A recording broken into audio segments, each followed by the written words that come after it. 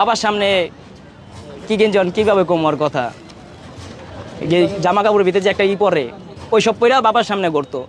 বর্তমানে আমার চলতেছে 13 আরে বছর। ভাই এই মেয়েটার নাকি 13 বছর চলতেছে, আমার তো মনে হয় না এর 13 বছর চলতেছে। এর কাছে একটা 30 বছরের যুবতী মেয়েও হার মানে যাবে যে কাহিনীগুলো করছে।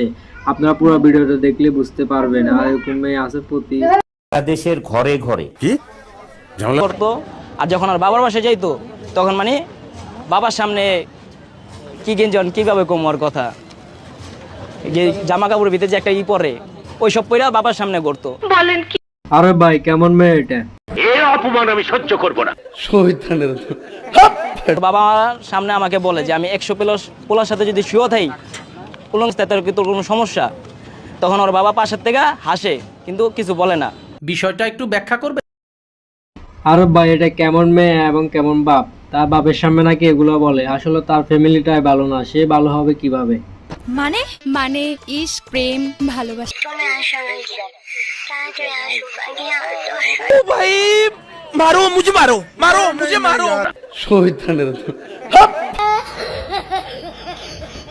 তো গাইস সবাই ভিডিওটা লাইক এন্ড সাবস্ক্রাইব করে দাও আর পাশে থাকো। ভিডিওটা কেমন হয়েছে কমেন্ট বক্সে